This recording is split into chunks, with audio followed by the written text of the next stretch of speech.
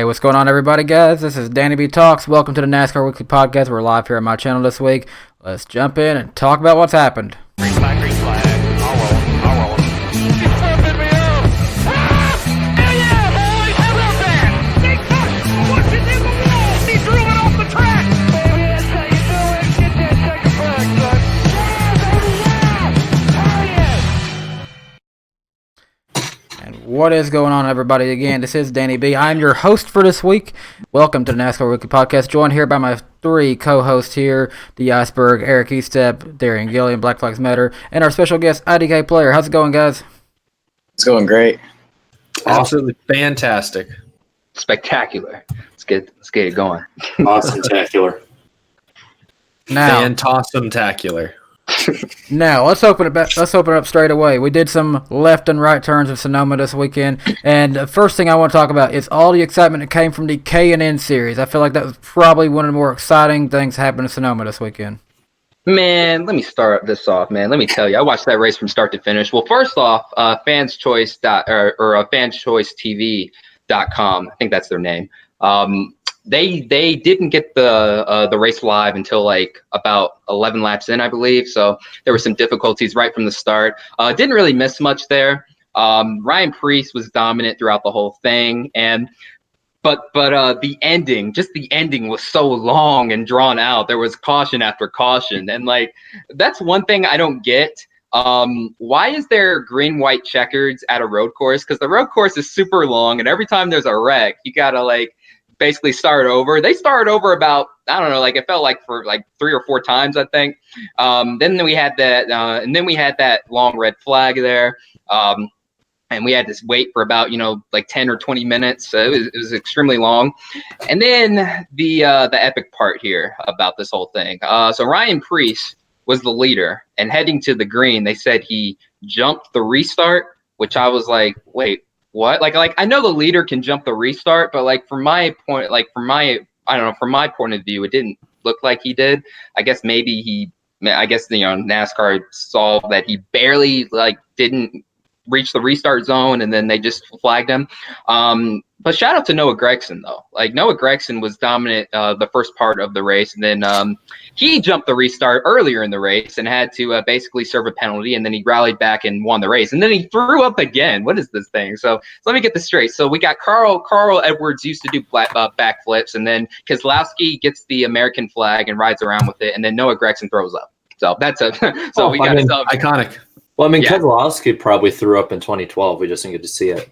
Yeah, probably. Yeah. After winning that championship, probably did. So I feel for Ryan Preece there. If you saw his post race interview on Twitter, he was cussing up a storm, man. He didn't understand it, but he made this a good point. He's like, oh, there's no reason to challenge NASCAR on it. It's their playground, it's their sandbox, so there's really no reason to do it. So yeah, sort of agree there. Just save the energy and focus that energy on the cup race, and he didn't do much better in the cup race, unfortunately. So pretty bad weekend for Ryan Preece, but good job to Gragson. Interesting about that, because Daniel Hemrick actually put on Twitter that even he agreed that he didn't think that he was violated on the restarting like that. Yeah. No, I think it was pretty straight up. Anyone who's seen the replays knows 100% for a fact that Ryan Preece did not jump that restart. There's, with this whole K&N broadcast, and I have a few things to say about K&N on road courses, but with the broadcast, they only had the one camera angle. We never saw a second replay from another angle, but even from that one angle, it looked like he was at the entry to the restart zone box, at least in my opinion. But more importantly, you could see that the flagman had the flag in the air. The flagman's the guy who messed up. The flagman's not supposed to wave the green flag until they're through the restart zone. And if the leader hasn't gone at that point, the green flag starts the race. At least that's the rule in the Cup Series. K&N Series has a lot of wonky rules, so maybe it's different there. But in my opinion, you see the green flag out, it's fair game. And that's what Ryan Preece did. So I don't see any logical reason why NASCAR penalized him for that, and so I understand why he was frustrated. The K&N race overall, the K&N series is not built for road courses. Their rules aren't, at least. The fact that anytime, it takes almost like a minute and a half to do a lap around this Sonoma configuration, and the way the rules were, especially it came into play late in this race, that you could run half a lap, which is 40, 50 seconds of racing, and if a caution comes out, the running position, the running order reverts back to how it was on the initial start. So say Gragson at one point went from like 5th to 2nd. Oh, caution came out, you're back in 5th. It's like that's a rule that doesn't exist in the Cup Series, Xfinity Series, anywhere else on road courses. K&N series, man, it's so low budget over there. The rules are kind of wild. So it was one of those races where Ryan Preece deserved to win because he did not jump the start and he would have won had that penalty not happened. But at the same time, Noah Gragson drove arguably the most impressive stock car race I've seen in a long time, probably this whole year. There's the fact that he had a penalty, which we don't have a replay of his jumping the restart penalty. His might have been bogus as well, for all we know. So he might have been screwed first. We have no idea. Nobody's talking about it because he still won the race. But the fact that he was able to drive from the back to the front, gain like 20 positions and like 20 laps on a road course, nobody else in the field was doing that. And I know he's an Xfinity guy racing with a lot of teenagers, but still, that was extremely impressive. So I thought both of them deserved to win. It's just a shame that Preece had his taken away like that.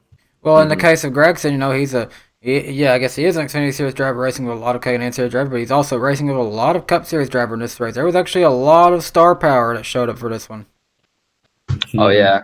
We had Ryan Preece, Noah Gragson, Cole Custer, Austin Dillon, and Daniel Hemrick in this race. Yeah, so definitely a lot of star power. They always show up to the K&N race at Sonoma because, it's the only other race there other than the Cup Series, and just to get some extra practice in and stuff. But shout out to the Gen 4 man, beating the current Gen man. It's always good to see a Gen 4 car win wherever. It's a sign. It's a sign. We'll just say that. Yeah. Gen 4 have a huge advantage on the road courses. We've definitely seen that in previous years with the K&N Pro Series. Right. Yeah, I know they run the Gen 4 on like the dirt races, like Las Vegas. I know some guys ran Gen 4 cars. So there's just maybe it's just that off-road aspect, the rocking the car back and forth as you go through the turns and stuff. Maybe there's something to it. I also want to talk about some series regulars here. Well, first off, shout out to Hailie Deegan winning the pole, beating all these Cup drivers there. And she won the pole over second place by 0.3 of a second. So it was a very fast lap. So that was good on her. She was able to finish inside the top 10. Weren't people also saying that road courses were like her weakness in stock cars? I think they were saying that last year because she was just starting out. Maybe she's starting to get the hang of the stuff more. So yeah, because I know I heard some of it, and I was like, oh, wow, that's kind of getting that out of the way. Go ahead. I was going to say, I feel as though over time that Deegan's going to probably definitely get better because her dad obviously has a lot more, I guess, experience doing that, and she actually started her career off in, like, dirt off-road, so that may actually come back to help her in the future. Right. And then Derek Krause, who was the points leader, and I believe is I think he lost the points lead now because he still has the lead by 1 point, I think. Okay. So he barely held on to it. He had one of the worst days. He had to come in with for mechanical failures, and then he was on the lead lap. He bounced back inside the top 10 or the top 15 for a brief moment, but then he wrecked again. So like the biggest up and down day of other than Noah Gragson's. And then Jagger Jones too. Jagger Jones, that's another kid that nobody's really talking about either. I might have to make is Jagger Jones the real deal? But I did expect him to do better just because of his background. His dad is the legendary road course racer PJ Jones, and he was a beast on those road courses in motorsports, and sometimes in NASCAR too. He would do the road course ringer. He would be the road course ringer for some of these Cup teams back in the day. So I did expect Jagger Jones to get to put on a better performance. But hey, first year in the K&N West Series, he's still learning. But yeah, this championship battle is it's getting really exciting. I don't have the exact points up, but I'm assuming Derek Krause is ahead of Hailie Deegan by 1 point, and then third place is maybe behind by like 2 or 3. I don't know.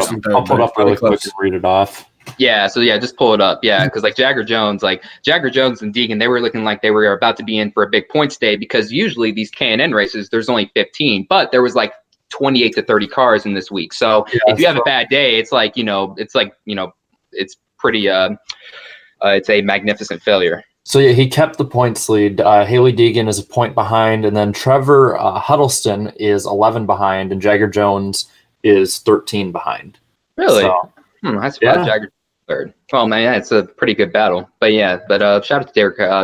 Props to Derek Krause for keeping his points lead there. I thought for sure he was about to lose it for a moment. Mm-hmm. He did everything he could on that last restart because didn't he spin out twice on the last lap? Mm-hmm. Yeah. He tried his best.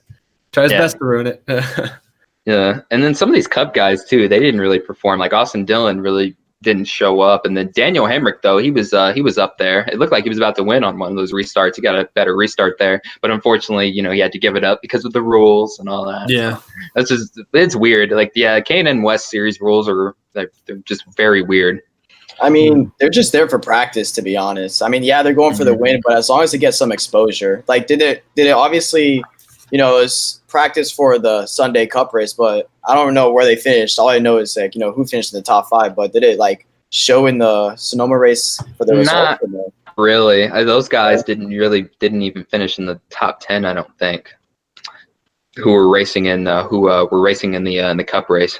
I don't think. Oh, really? Well, I think that's just also, it probably has more to, the finishing order of the Cup race also has a lot to do with strategy, and we'll get into that in a bit. But I mean, that's just the big thing with road courses. You can be the best guy out there and still finish like 16th because your crew chief screwed up on what strategy to do or whatnot.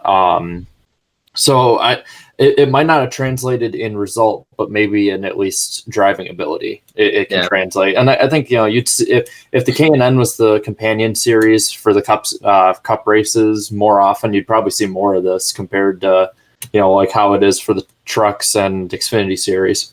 Yeah, so I guess in the case of K&N, they definitely need to update these rules for restarts at these road courses. And I guess to end this on a funny note, Ryan Preece knows that Black Lives Matter. There you go.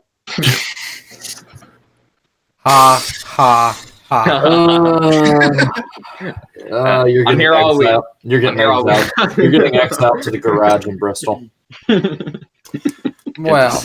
Let's just move on to Cup. Moving on. Or should we talk about, before we talk about the Cup, let's talk about some Truck Series action. A little bit of redemption this weekend. That's Ross. Yeah. Finally, it counted. I was watching that, and that's what I put on Twitter. I'm like, this one better effing count. This is something we've could have had in the Xfinity series. I had this spectacular performance but DC Solar had to break the law and shut basically. So screw you guys. But I was very surprised though, because I was watching it with my roommate, and on that final stop, Chastain's crew chief opted to go with no tires. I'm thinking, well, he's going to lose the race. He's going to get caught then if there's a caution. And what do you know? A caution comes out, and I'm like, no, there's no way he's going to hold him off. There's no way. But this is Ross Chastain we're talking about. And he proved me wrong, and a lot of people on Twitter wrong. I saw some people on there who were also saying like, oh, why didn't he take tires there? He should have at least taken 2. And he was able to hold off. What's his name? Christian Eckes. Is that how you say his name? He was pretty dominant. Eckes, I think. Or Eckes, or like close enough. Yeah, he was. He had a pretty dominant race there. Was leading a lot. And Chastain, so he's not officially in the playoffs yet. He still has to get inside the top 20, but this is Ross Chastain. He'll have no problem about that. And also, one thing nobody was pointing out, once Ross Chastain gets into the playoffs, both KBM trucks will be outside of the playoffs. I don't think we've ever seen that before. Whoa.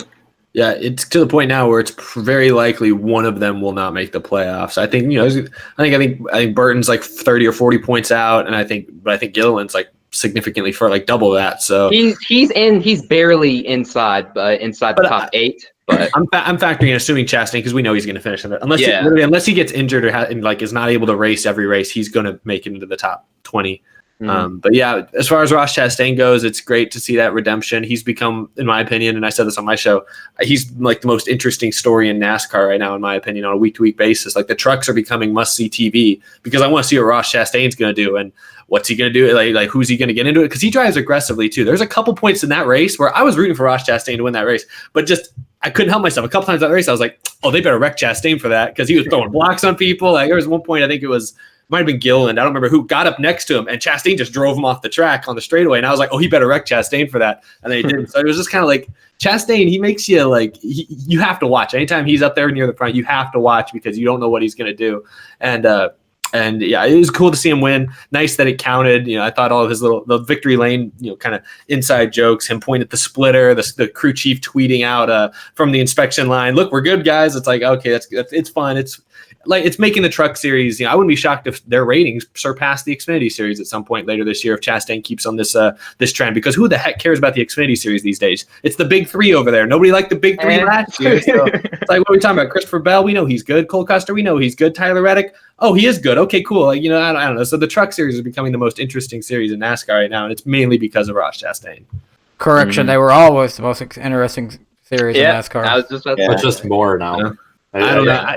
The problem is that you didn't feel like there was enough on the line. With Chastain, you feel like he really, like last year, even with Brett Moffitt, where like he wins the championship, we know he's not getting a cup ride next year. But with Ross Chastain, I feel like there's a real future that he could be a national name one day. Whereas I just feel like in recent years, we haven't really felt that about the Truck Series. There's some hope. There's some hope there. Yeah. I think part of what sets Chastain apart is what used to set Truex apart is where he was in either inferior equipment or running so poorly for so long that now, like, when he has this chance to win, he will do anything he can to win. Like, and he will go out there and do something that more drivers wouldn't, because even though he might have a ride secured in whichever series he's racing in, you can tell he's more, what's the word? He's more like just aggressive, more just Desperate. everything. Desperate. Yes, desperate. Mm-hmm. He's more desperate to get a win because, he knows better than anyone that it might not come again. He might not get another win. So it would,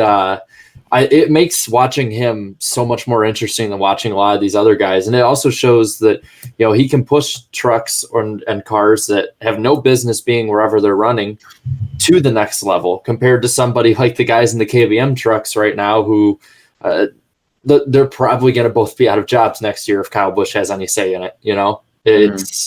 It's such a stark contrast, but it's really fun to watch. Mark my words, somehow, some way, Ross Chastain will become one of the most hated drivers in NASCAR as soon as he gets top equipment, because these fans, they hate a driver who eventually wins all the time. It always happens. It's happened with Truex. It'll happen with him. Especially if he drives a Toyota, or if Honda or somebody shows up. Oh, then then he's done for. If he starts winning in a Toyota, oh no. I'm not gonna say anything about Chastain and that until he actually gets to where he probably should be. So we're not gonna say anything about that yet. Hopefully, Chip Ganassi in 2020 if Kurt Busch decides not to come back, or if Alex Bowman can't find that sponsor, well, there may be a ride open. There you go. Hey, I'll say this though. Ross Chastain definitely sets himself up differently than every other driver. Like when he wins, you see the emotion in him, like the watermelon throw. It brings back my Carl Edwards vibes. Like, and I think that's what kind of sets him up versus other drivers, because like you see like how other drivers react and how their personalities are. It's just totally different from Ross Chastain. That's why I think personally he's becoming more of a fan favorite compared to other drivers.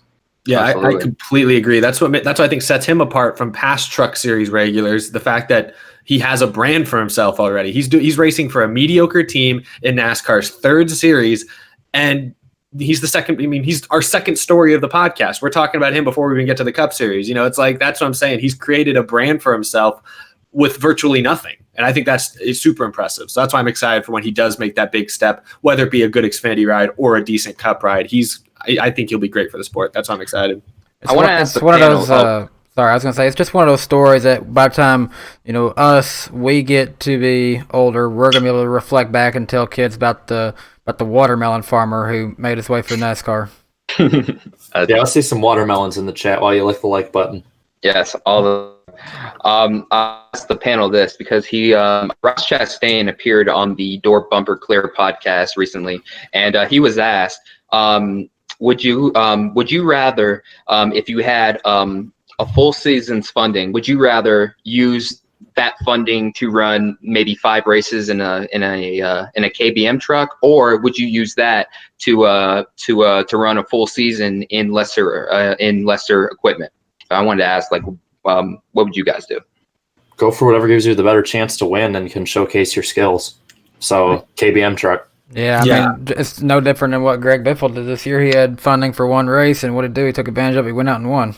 Well, I mean, that'd be the equivalent of asking, like, if in NFL, would you rather be the quarterback of the Buffalo Bills, or would you like to inherit the New England Patriots for like 2 games? Yeah, it's just to me. I mean, Ryan Preece last year drove like a third of the races for Joe Gibbs Racing, but won a race. I think he won. Yeah, I think he only won one race, but ran really well in those 10 races or so, and he got a cup ride out of it. So I would go with the 5 truck races. Well, actually, that could go any way because it does depend on the type of driver you are. Because if you obviously don't perform at KBM, then you're basically kind of almost done. But if you're like new to the truck series, you want to build up your strength, kind of like what Natalie Decker's kind of doing right now, not going straight to like KBM or something like that.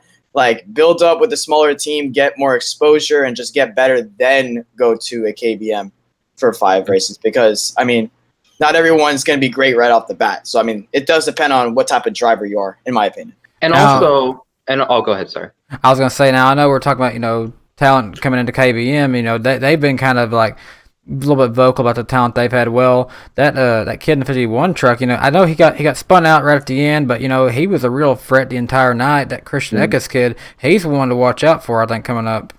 I like Chandler Smith more, honestly. I like him more. Just been keeping tabs on him since last year in ARCA. Was pretty dominant there, and in his few starts here, he's outperforming Harrison Burton and Todd Gilliland at times out there. That's insane. It's only 16 too, so he's got a ton of potential there. Yeah. Oh my god. Yeah, it's just crazy to think about. Yeah. To be completely honest, like I was talking with some of my family about this when we were watching a few of them. Like 16-year-olds are going out there and doing something that I can't do. Like that. It's insane to me. And it's I don't know what to say. I think it gets overlooked nowadays because you see so many of these young drivers do so well that when somebody that is 16, 17, even 20, 21, 22 is doing this, like it's impressive, even if it's just a one-off race. And I know it's a wonderful game that we play around here. Is it gunshots or fireworks? But it's so overlooked. And I think, you guys are right at looking at this to be how impressive it is. He's only 16 years old, and he's going out there and outrunning people that have run in this series, for 10 years. It's truly impressive. Yes. Unfortunately, the 51 truck's going to be off this week because Brendan Jones is in there, and that I don't need to say anything else. Unfortunately, that's pay drivers, man. Pay drivers. They got a race too, right? I am before it wins. All right. Oh, I think I've got it covered for the truck series. Danny, I saw you had a few super chatters. Yes, actually, I did want to take a chance to give thanks to you all for doing that. Carl Singleton gave $2, and he said, get Kamikaze on here again. We love Kamikaze. Would love to have him back on here sometime and again in the future. Freedom Dominate gave $2, said Chastain just wanted to rattle their cages a bit. Absolutely. And then Carl Singleton again with $5 this time. If Chastain wins the truck title, I will binge watch all of HSM in one weekend. Not really sure what that is. But, HSM. But, what is HSM? But hey, binge watch it all you want. Let me look that up. I just want to look up what HSM is. It's not going to be. While you do that, let's move on to the Cup Series. Right. Go ahead. We had the Cup Series at Sonoma this weekend in the Carousel, and I guess Danny, you can lead off. What did you think about the race this week? So I only got to really see a little bit of the highlights of it and listen to it on the radio because I was at work again on this past Sunday. But doesn't really sound like I missed a whole lot. Didn't look like there was really many cautions. We missed. I think Chase Elliott had an issue go on when he was running pretty strong and was actually hoping he would get a good run because he finished third here a year ago. Obviously got his first win at Watkins Glen last year. So a disappointing day for the number 9 car, but really a very similar result to what we saw last year. I think in both last year and this year, Truex and Busch finished first and second, and I think last year it was like a 20-something lead again last year, and then this year was like closer to 30-second lead. So over third, yeah. Sonoma, Sonoma's just Sonoma. I guess that's all I can say. Yeah. Oh, go ahead. Sorry. No, I'm sorry. I was just agreeing with Danny because that basically sums it up. It was just Sonoma. It's fun because it's different and it's a cool location. The elevation changes this year at the Carousel, mixed up a little bit, but I can't tell if the Carousel made it a better or worse track. I can't tell if it took away or added more opportunities to pass because that's the problem. At a normal oval track, lap time is about 30 seconds, and you get 4 chances to pass. All 4 turns you get a chance to pass in those 30 seconds. Whereas a road course like Sonoma, you get a minute and a half, and there's really only 2 parts on the track per lap you can really pass cleanly at. And I think that ultimately that's the problem. I felt like I was watching the same top 10 for runs, and with the stages the way they are, which I like stages with the cautions at most tracks. At road courses, the caution aspect doesn't work because it takes away strategy, and it kind of just makes the first half of this race just feel weird, and it doesn't work for me. So Sonoma's just Sonoma. It's always been my least favorite of the road courses. It's still fun because it's different, but we're not getting different results. Truex, this was his 3rd win here. He dominated last year, and then even this year it was like Kyle Busch was close, but he wasn't really ever close to passing him. So it wasn't a bad race, but it was definitely not. I didn't have a ton of fun watching it. Now, I think I was slightly biased because a lot of my guys had issues that really frustrated me. Watching Chase Elliott run in the top 5, I'm like, he might have a shot at this thing. He was one of the few guys I thought might be able to get to Truex. Blows an engine. I was like, Suarez pit crew cost him a top 5. Jones's pit crew cost him a top 5. I'm like, you guys, this is so hard for me to watch. But overall, it was a very mediocre race. I'll leave it at that. Very mediocre. Yeah. Sonoma is a very mediocre track.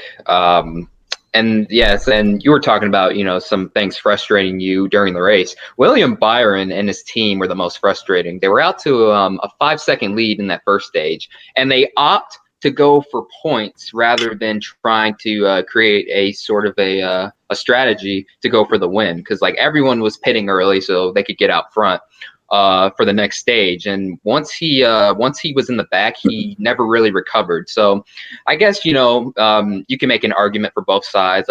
Byron is pointing his way into the playoffs, it seems like, which is a massive improvement compared to last season. So they just wanted to play it safe. So that's one thing. But on the other side, the whole win and you're in scenario, you got to go for the win if your car's that good to me. The thing that sucks is, let's say that he does go for the win. More than likely, he's probably going to finish 3rd. More than likely, third. Well, here's the thing: he got he got more points than the 3rd place finisher. He finished 19th, and he got more points. Really? Yeah, he got 5th most points of anyone on Sunday. That's what I was going to say. So that's why I didn't have a huge problem with the strategy, because I don't think he was beating Truex. So it would have been I think he would have finished 2nd or 3rd, and he would have lost out on all those points in the middle of the race. So I thought it was an okay gamble, but it is frustrating. That's the thing I don't like about cautions at road courses, because that doesn't feel like real strategy to me. It just feels like just a gamble, straight up a gamble. Cheat code. It's a cheat code. It's literally just luck whether or not it's going to turn out in your favor throughout the rest of the race. And I don't like the idea that you can be running first. You can,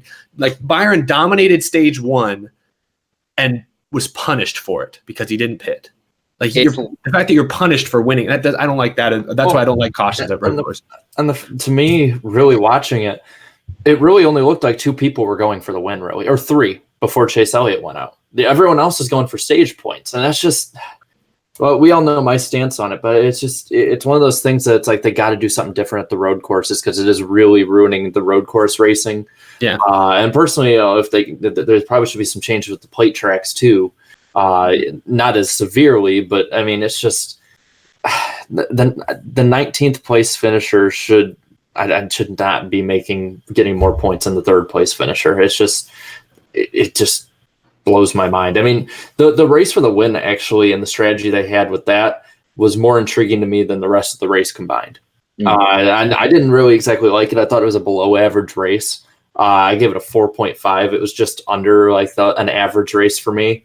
But it just comes back to, and a lot of people have gotten on me for this, and I think rightly so to a degree, that how long are we kind of going to use strategy as an excuse for what makes a good race or a bad race? Because I know a lot of people are saying it was great because of the strategy. It's well, we also have to have good racing too. There also, we expect passing, and everyone complains about passing, but then it's if it's not a great race for a lot of people, well, the strategy was amazing. Well, it's I feel like there's sort of a conflict of interest sometimes. But that's kind of my take. I don't know. What do you guys think? If these fans really like strategy as much as they claim, then they'll have no problem watching F1 then. That's all. That's basically this race reminded me of Monaco.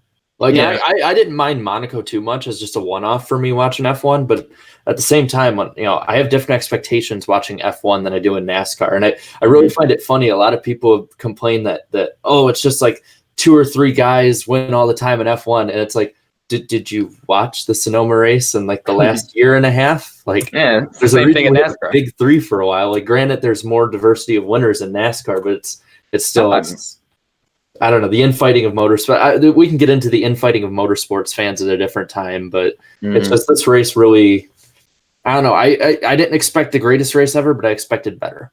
No, I totally get what you're saying though, because it's like, if I'm watching a race, that's a visual thing. Racing on the track is visual, whereas strategy all happens up here, and that's not very visual. So, there's visual results from it. Car passes another guy on pit road. But yeah, I get what you're saying. A little strategy is great, but a race is not. That's why when we do talk about what's a good race, we put a lot of emphasis on the passing aspect of it, because that is the most visual aspect and it's the easiest to focus on. So I get what you're saying. And one of the things with the road course racing I loved was just how sometimes it would just throw me for a loop during it. So I keep thinking back to 2014. The top three had three different strategies. One was on a 2-stop race, one was on a 3-stop race, and one was on a 6-stop race. And they all managed to get in the top three. And that's the thing for me that has sort of been missing these last couple of years. You don't get these wild out of nowhere strategies alongside the normal ones. So I don't know. It's disappointing. Well, I'll say this right now. There were some incidents that were at the Sonoma race that I feel like probably if they were called a yellow, it probably would have stacked things up again, and it probably would have been more entertaining just because the cars probably would have been stacked back up, because I think Menard, didn't he spin? And I think there was someone else that spun. But Ryan Preece. Preece. But probably the only strategy personally that I would think that we kind of lost that was actually really entertaining were the fuel mileage races when it come down to the end, because I remember before we got stage racing, literally there would be some races that cars would be coasting to the line and just trying to get to the end. And we kind of lost that aspect of it, because when was the last real fuel mileage race have we had that really cars were coasting all the way to the end? I don't know. I think we had one or two kind of last year that were close, but on road courses especially, I know it doesn't come up that much anymore, at least. Yeah, but that's I feel like we lost that, and that was a really good strategy thing that was in NASCAR that I feel like we've lost, because it kind of set the tone for you could either let's say your car's not doing good, you could play a strategy, still contend, and we kind of just lost that due to stage racing a little bit. Don't get me wrong, I still kind of like stage racing, but with stages, including on the road courses and stuff like that, I feel like if you have a fuel mileage race in it, it kind of brings a new aspect of the racing. Well, it kind of diminishes with strategy races like that. It does kind of in a way diminish the risk you take. Granted, you'll gain a lot of points for gaining position on the track, but there can be something like on here where Ryan Blaney in third scores less points than William Byron in 19th. There's more incentive to finish mediocre but run well, or at least strategize well during the race, than actually finish well, I guess. Yeah, and if they just get rid of the cautions at road courses like that, then it wouldn't matter. William Byron would have won stage 1, collected max points, and then he would have kept his track position and might have won stage 2 and might have won the race and would have gotten max points perhaps. But that was my problem. That's my problem with the cautions at road courses for the stages, is it punishes you for winning the stage, because Exactly. you're going to restart in 20th, and that's stupid to me. I don't like that. So exactly, pitting on the before the stages on road courses is exactly like pitting in a NASCAR Heat 3 lobby for a long race on the final lap. That's exactly what it is. The top 10 will just bust on the pit road, and then they'll pit, and then the stage is over, and then bam, it's the same top 10 because they pitted early. Really quick, I'll share a screen really quick. I ran the poll again this week of what everybody watching thought. New record. Yeah, another new record for I think the 4th straight week. On a roll. Upwards. So yeah, we had 3.4 thousand, and the majority of you thought it was average, which I understand. It definitely went more of a net positive, 31% compared to 20% were net negative. But kind of looking at the comments, I love this one. Because so many people voted bad because it was Truex and Busch up front. And he put, if you think a race is bad because your driver or the driver you didn't like won the race, you aren't a racing fan. And to a degree, I understand that. Because, if that was the criteria, I should hate Chicagoland last year, the 2013 Auto Club race, and so on and so forth. Scroll down a little more. I don't know how Ace Nace 24 says, I feel like the other layout created more passing, to be honest. I think What do you guys think about that one? I know we sort of touched on it a little bit. Probably It's hard to so. say. I mean, like the drivers, they certainly weren't used to this layout. Sonoma hadn't had this layout for the Cup Series since the late '90s, I believe. That's understandable. I know for the K&N race, the passing and the carousel, like not just on like the kind of hairpin turn they had back there, but also even on the sweeping turn, because K&N people, they were kind of squirrely sometimes. I thought for that race, it felt like it helped, but the Cup race, I don't know. You know why it helped? The Gen 4. The Gen 4. I mean, maybe I don't know. Ditech Cup Series says race wasn't bad, strategy all over the place. Kyle was closing, but his tires equaled out like an MFer, so he could only salvage second. Gonna miss DW. Can't wait for NBC to return after an 8-month hiatus. For the most part, I agree. I'm not exactly crazy about that one, but I think that's the most accurate one to how I feel for the most part. I can't wait for NBC. And then let's scroll down just one more. Let's get to see how far down we got to go. Let's see. Gavin Adcock says it was hard to pass at Sonoma, and Sonoma usually gives us an exciting finish, but not this time. This was the only time I have rooted for Kyle Busch. That's the first. Oh man, yeah. So that was it. Thank you guys all for voting again, and hopefully we can keep setting records. That was the second most we had for average, only behind Dover. So there you go for that one. If you want a race to kind of be comparable to how people felt, this poll pretty much mirrored the Dover poll. So yeah, I would agree with that. Also, another notable thing in the race, Matt Dibenedetto finished fourth in a DW throwback scheme. A lot of rumors going around that he's going to be on the chopping block after this season in favor for Christopher Bell. So definitely made a statement out there. Yeah, his post-race interview was awesome too. Yeah, I have a feeling that for the most part, Bell probably will be in that 95 next year, unless something happens with Jones. It's just one good road course finish and maybe a few good runs here or there. It just isn't enough, I think, to keep him in that ride when you have somebody like Christopher Bell down the pipe. Yeah, that was his first top 5 and top 10 of the season. So yeah, I love Benedetto, but that's not going to cut it. Yeah, it was in that interview. He sounded. It was that interview, and then I heard an interview later. Somebody, I think Bob Pockers probably posted on Twitter with him, where he sounded, let me say, worried. You know, when your voice kind of pitches up a little bit when you're really like kind of angry or stressed or concerned. That I was like, either he's obviously really hyped that he finished fourth. That could be part of it, but I think he's also in the back of his head. He can't say it, but in his head he knows, I'm probably not coming back next year, guys. Not to this 95 car. So that definitely was concerning, but it was a good run for him. And you can't blame the team. I realize he's a favorite, but when you have someone who a lot of us feel is a future superstar in the Cup Series and Christopher Bell, I'm sorry, like you're gonna have to dump, the perennial underdog driver for the future superstar. So, I mean, can't really blame him.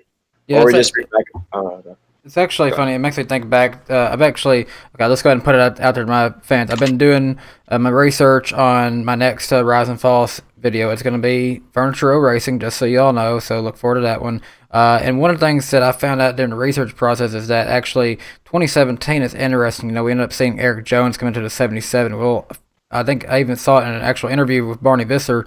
Daniel Suarez, I guess, was originally kind of slated to have a deal with them, kind of like, how it looks at Christopher Bell could be doing with this Levine Family Racing deal. So it's kind of interesting looking back on what could have been, but what actually they said it kind of just more or less got projected forward once Edwards left, and then Jones ended up in that car. So it's kind of interesting to look back on that and how similar it is to the current situation. Yeah. And also Suarez had a good run this weekend too. So yeah. Really quick, if we want to just keep up on the Sonoma, I can read off some. We got a lot of TV rating news in the past day and a half. We got good news. News too.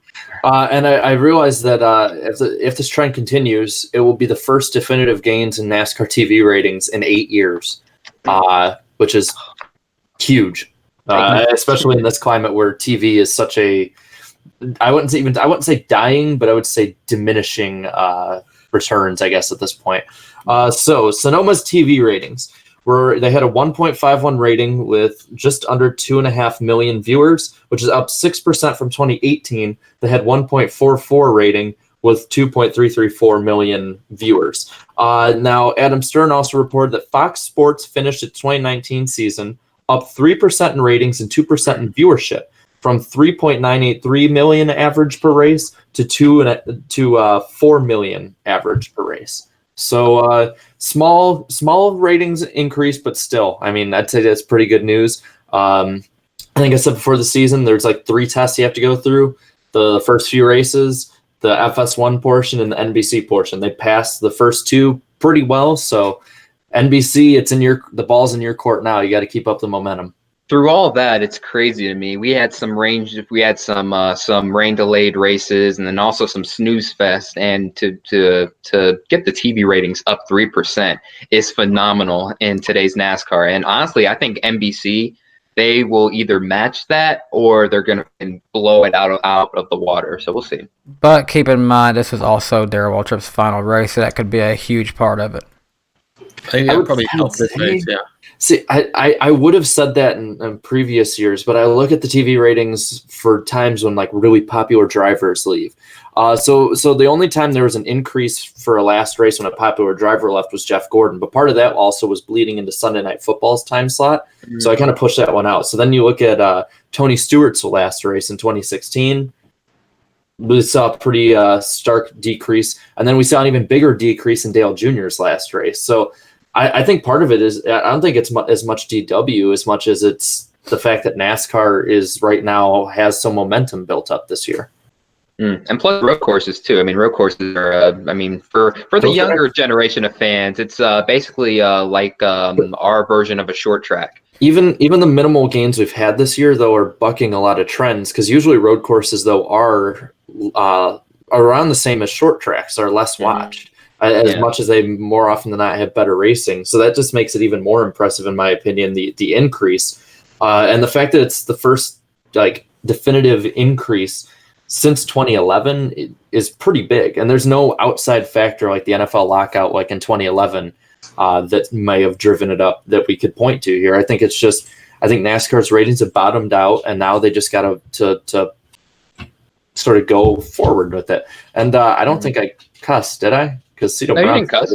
Yeah, you did. Come on, man. No, You got more of that fake news. He's throwing you off your game. Go ahead. I got all my stuff covered.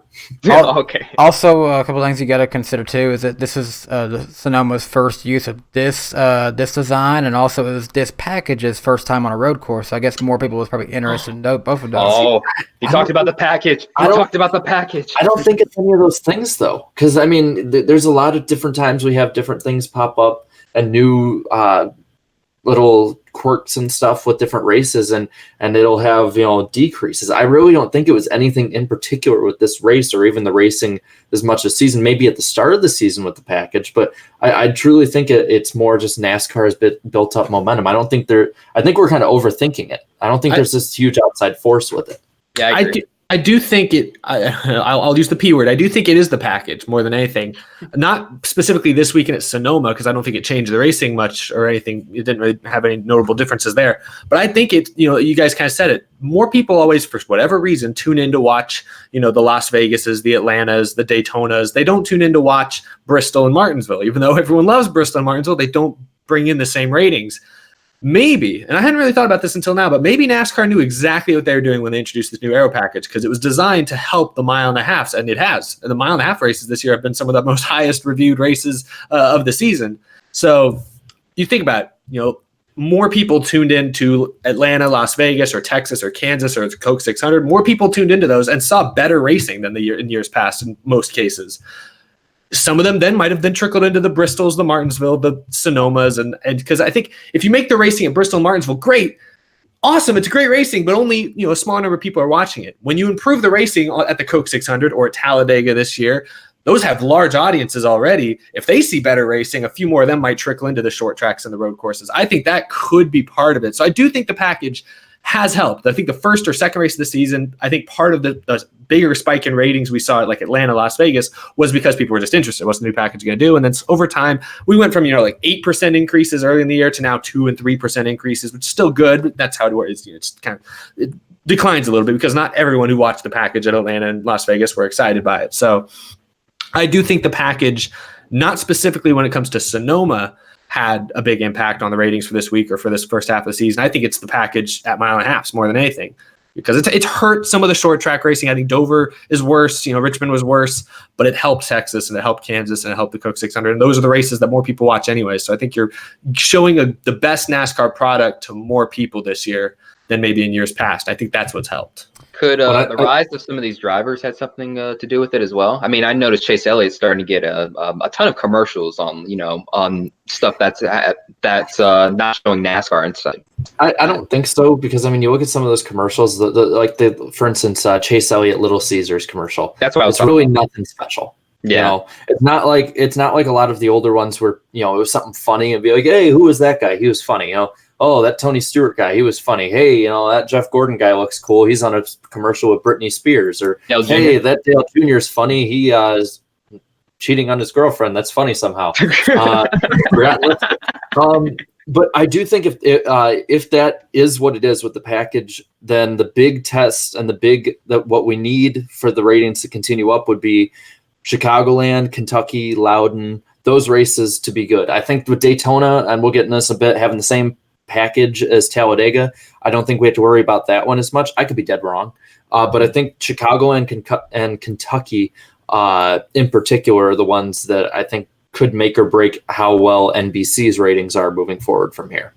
Well, I'll definitely say this. The package definitely helped out with ratings, because I know last year, including for me, it was super hard to watch just because nobody wants to watch second place on a mile and a half or even on a 2 mile track. Just be 30 seconds back, like the leader across start finish line, and second place is still in the backstretch. Nobody really wants to watch that, and it really fanned out very fast last year. And just having them more packed together, just seeing how the restarts were, I would say the restarts were a huge thing this year, including with stage racing on mile and a half, because they're all crumbled together, and you don't know who's going to come out the next corner, like who's going to be first, second, or third. And that just brings in the more like that aspect of just closer racing, and that really just helps out everything with NASCAR completely. Yeah, I don't want to completely derail the conversation into just package talk, but one other in detail from this weekend, I was watching a little bit. Brad Keselowski will do post-race live streams on Twitter or Facebook or wherever, and I was watching a little bit of one, and somebody asked him, and I was surprised. He had tons of questions to pick from, but he chose to answer this question, and the question was just simply, what do you think of the package this year? And Brad Keselowski, who was one of the most outspoken critics of the All-Star package last year, actually said, direct quote, I like the package this year at mile and a half. I didn't expect to, but I actually like it. He said he didn't like it at short tracks and other places, but he said he liked the package at mile and a half. I was shocked to hear that. We know Kyle Busch doesn't like it. We know Harvick he probably doesn't like it. I don't think he's outright said it, but he probably doesn't like it. Truex probably the same thing, but I was shocked to hear Keselowski say that. So I don't know where that's going to lead things, but I don't know. Maybe this package maybe they're making gains with it, not just on the fan side of things, but maybe drivers too. I have no idea. I mean, the mile and a halves have gotten better. I don't think there's any way to go against that, but I think everywhere else, in my opinion, is diminished. I don't think that the plate tracks have as much to do with it, because there's such a different package in particular. So, I mean, I can understand with that. I don't like the way that we got to the mile and a half being better, and I hope that they could work a way to do it. But I mean, I knew before the season started, like this is probably the future, the next decade that we're going to have to deal with it. Basically, just the devil to an end, I guess. Yeah, I'm not. Yeah, so I agree with them on that, but I don't agree with I don't think the package made Michigan any better. I think it it just made California as bad as it was last year, just a little closer. And I would much rather just have the short tracks just be what they've been for the past 12, 13 years. But definitely mile and a half's better. I am wondering, with Chicagoland being so hot this weekend, are we going to see any better racing? I mean, it's supposed to be in the high 80s, low 90s. So I don't think so. I mean, this package is more suited for night racing, where the temperatures are cooler than usual, which is why I'm really looking forward to the first playoff race at Las Vegas. That's gonna be a good one. Shameless plug. And Kentucky too, and Kentucky as well. We'll see. Whoa, There's no way, Darian plugging Kentucky. Whoa. Yeah. no way in hell I'm going to ever look forward to a Kentucky race. With this package, maybe. I mean, it might be better. That track is like, I can't even think of a smart ass thing to say about it. It's just that bad. I'll say something positive about it. Actually, people go to the Kentucky, like more people go to a Kentucky race than other races that we've seen on the schedule. So I can't see Kentucky going off the schedule at all because they're updating their facility. I mean, they're doing a lot to the track. Well, what else is there to do in Kentucky? That's true. Okay, that's it. That's all I had to say. You either watch the one NASCAR race they get, or you watch horses race. So pick which Or one. their basketball team, their college basketball team. Oh. That's about it. Boo. Anyway, so I think that probably covers most of the Sonoma stuff. I don't know what y'all think. I think we've done the deed, so to speak. Hey, road course racing. Awesome. I can lead in really quick since we did. I touched on it a little. The Daytona's package is this week for next week for Cup is the same one that the April Talladega race had. So what do you guys think? Do you think we'll see some more racing? Because I actually think we're going to see a bit different racing than Talladega, to be honest. We are definitely for sure going to see very high speeds. I mean, we saw cars hitting like 206, 205, and just in practice. That was crazy. Thank God. Yeah, we're going to see a ton of speed this weekend. But honestly, I think the racing, I think it'll be similar. So, which means it's going to be good. I mean, that Talladega race has arguably been, sorry, I can't even talk, been the best race of 2019 thus far. There's your new moment, Darian. You just became a pirate. Yeah, the best race. My theory on this is, because I think the racing at Talladega, I think we can agree, looked a lot like mid-2000s pack racing at the plate race tracks. I don't think that we're going to be seeing as much 3-4 wide passing and stuff. I think we're going to be seeing, and granted it's going to be different with the stage cautions and stuff, and they're going to be kept closer together. But I think in the last bit of the race, I wouldn't be surprised if we see what we used to see in the old Pepsi 400, now Coke Zero 400. I wouldn't be surprised if we see like a 10-car breakaway, if they line up and get away, because I think the rules to drafting in this package are quite similar to the ones that they used to be back in 2003, 4, 5, 6, on and on. I mean, you go back and watch those races, they had great finishes. Like 2007 had a great finish side by side, but you don't remember. A lot of people don't remember is that, until like 12 to go, the front 7 cars basically just got in a line and got away while the rest of the people were in a pack. So I think we're going to be seeing a very old school plate race this in a few weeks here. I think in general, Daytona is less racier than Talladega because Talladega is wider. You can get the 3 and 4 wide. I think you're right. I think we're going to see. I don't think we're not going to see too much freight training, in my opinion. I don't think we're going to see a lot of single file. I think you'll see a lot of 2 wide. I think the scary thing about Daytona is the moment people start jumping up and making it 3 wide, I think we'll see more wrecks than we saw at Talladega. So it'll be fireworks. Let me put it that way. But I'm sure a lot of owners aren't excited for it. I think in a way you'll see kind of the way it used to be, where it's 3 distinct groups. You see the cars that are really handling well and can just go around all out. And then you're going to see the middle pack, and those are the guys who are kind of not handling great, have to lift a little bit, in the draft. And then you're going to see the guys in the back, like the old Tony Stewarts or Dale Jarrett's, who used to stay in the back, wait it out until it got late enough, and then go up front. And especially with Daytona's, surface, it's 9 years old now.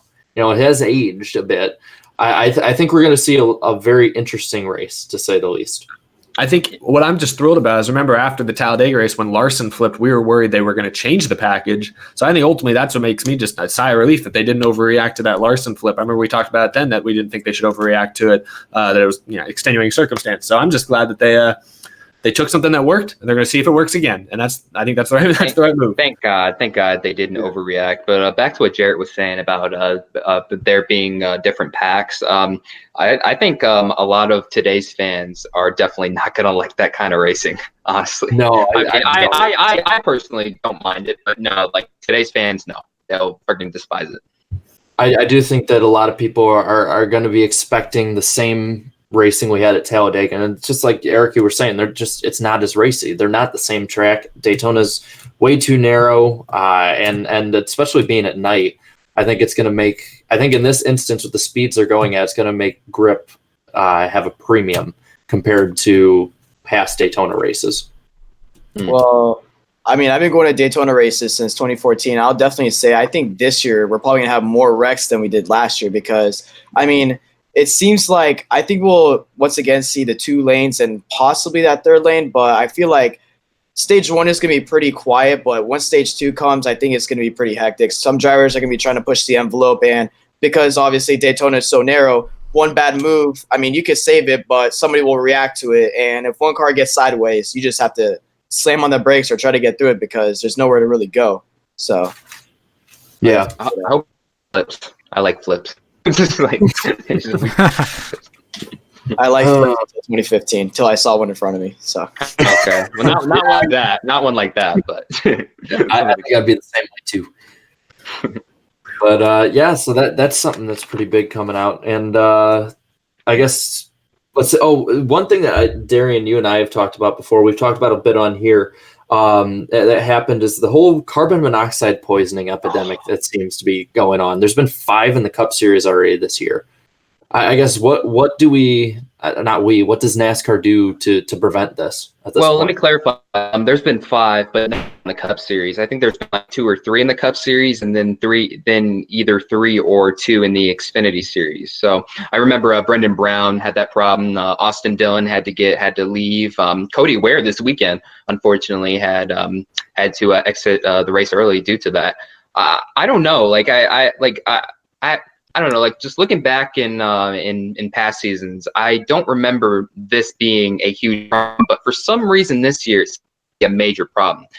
I'm not usually that much of a car guy anyway, so like I don't know how they can fix that. But I mean, if this is going to keep happening, that's definitely a crisis that NASCAR needs to take care of. I noticed it a little bit in the last few years, and I've noticed it more this year. And I'm wondering, would part of it be, I guess, the fact that they've made it mandatory the right side window at all tracks, I guess. Could that be part of it? I think so. I believe so. I remember seeing some people to my Monoxide crisis tweet, yeah, just take the window off, and then it'll allow some air to get in the car, and they'll be fine. I don't know if it's that simple, but if it is, then yeah, NASCAR just take care of that. Like, just allow them to run that, because we haven't had open windows since.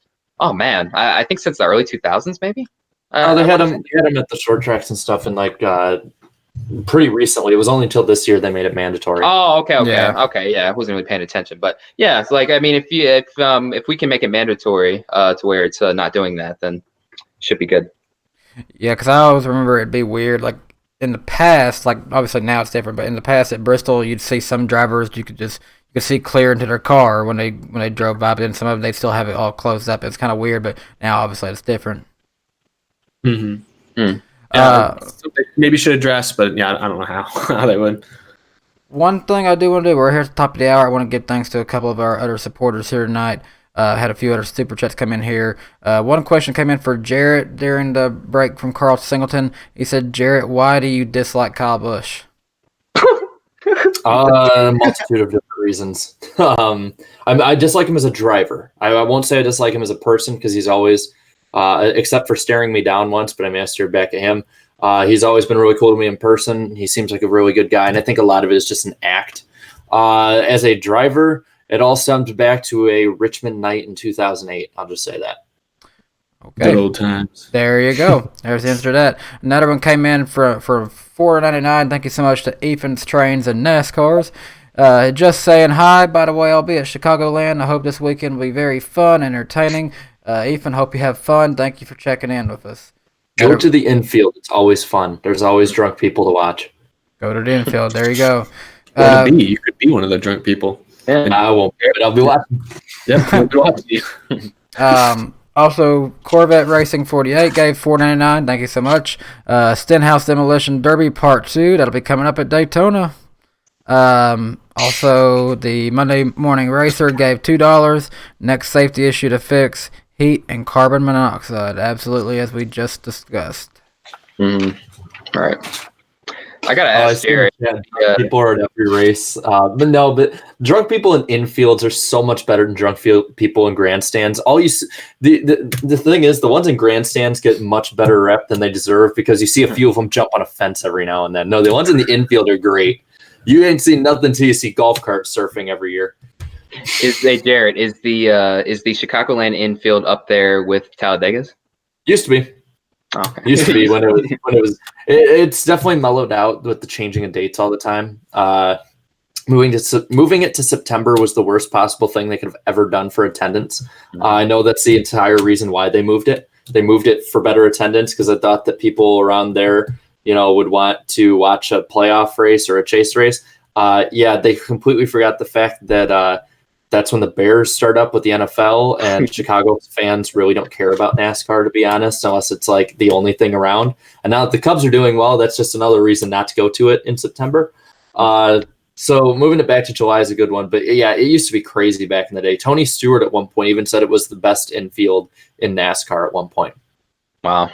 See, that's why it's going to be good to get all of you all over to Bristol, because what you're used to being an infield, Jarrett, that's the entire outside, and there is not really much of an infield for people to be in. The ones who are down in the pits have a lot of money, I'm sure, and just having fun. So all the crazy ones are going to be up there in the grandstands with us. Roll Tide. No more After Dark references here. Anyway, next topic. Next meme. Names. Let's just go to the next topic.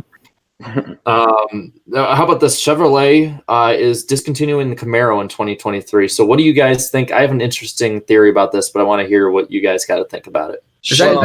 Is that confirmed yet, or is it still just a rumor? I saw it all over the place. I'm pretty sure it's confirmed, but it might not be. But what do y'all think about that? I've been hearing a lot of people talk about the Chevy Sonic could be a good replacement for it, but I haven't really seen too much of the Sonic, though. Well, it pretty much confirms in my mind that Chevy, they're going to do exactly what the other manufacturers are doing. This one, this whole switch to their current car it's not panned out, obviously. They've dropped a ton in performance compared to a past few years. So by the time 2024 rolls around, or 2023 with the Gen 7, they're going to have brand new cars. So maybe that'll bring them back to the glory days. Well, I mean, this decision goes back more to what the dealerships. The dealerships are just not turning out Camaros. People who are looking for Camaros are looking for a pre-owned one. They're not looking for a new one. So I mean, that's really where that issue lies. People aren't. And I can tell you this from experience. It's been a bad new car year in general, no matter what it is.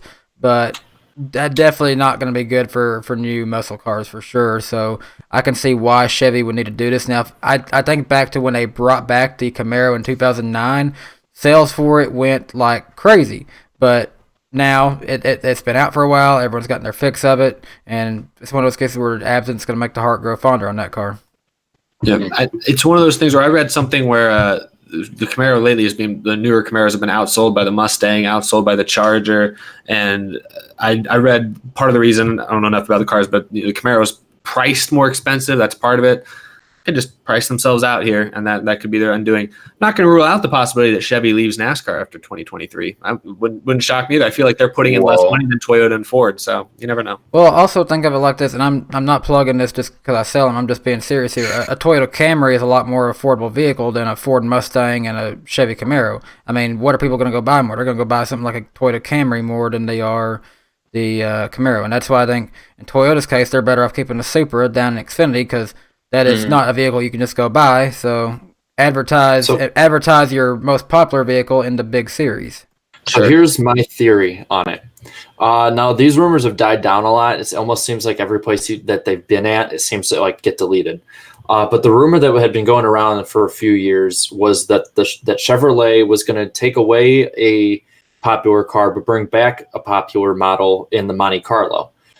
So do you guys think that if getting rid of Camaro, would Chevy bring back the Monte Carlo for NASCAR, I guess? I would prefer that. I'd prefer that over everything. I don't know. Like I can see it because they recently brought back the Blazer. That was a vehicle that was big during the time that Monte Carlo was around. So I could see them doing that. Just designing a new vehicle and just calling it Monte Carlo. Obviously, it's not going to look anything like the old one, I'm sure.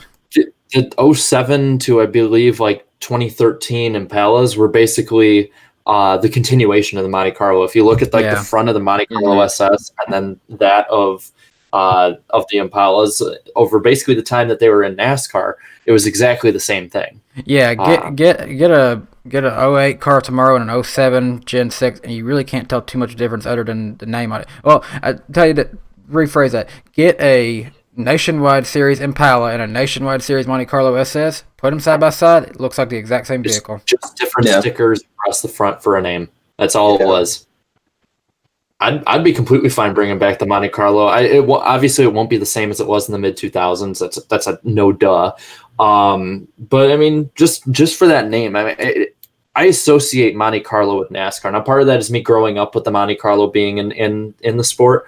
But I think another part of it is just it sounds better. I mean, when you hear and you look back at Monte Carlos compared to an Impala or the Chevy SS, which was sort of almost a continuation or a cleanup of the Malibu. Like that stuff just is better. It just sounds better for racing, I guess. It comes off the tongue better. And I mean, granted, I'd like Camaro to stay because those cars do look pretty good. But if it has to be a replacement, and if they do bring back Monte Carlo, I will not be disappointed. What about them bringing the Corvette or something? Something. I don't think so. No. No. You're in the exact same situation. Who's going out and buying a new Corvette right now? Nobody. Older people. Yeah, older with people. A lot of money. Well, I'll definitely say this right now. I mean, there's too many what ifs right now. Like, if they do bring back the Monte Carlo, I can see it. But there's too many what ifs. Like, what if NASCAR goes hybrid, or what if Chevy brings in a new model that is selling very well, and it's going to be really good for the market for NASCAR and stuff like that. And what if NASCAR's ratings go up? What if NASCAR becomes more a popular sport? I mean, it's just depending on where NASCAR is at that point, and depending on where Chevy is as a manufacturer at that point. So I do think it, especially if NASCAR keeps on this really bad plan of having Gen 7 out by 2021, I think it could, if Chevy falls behind with that early, I think this could be something that could deal the death blow if they continue to stay in and then have to change to something different.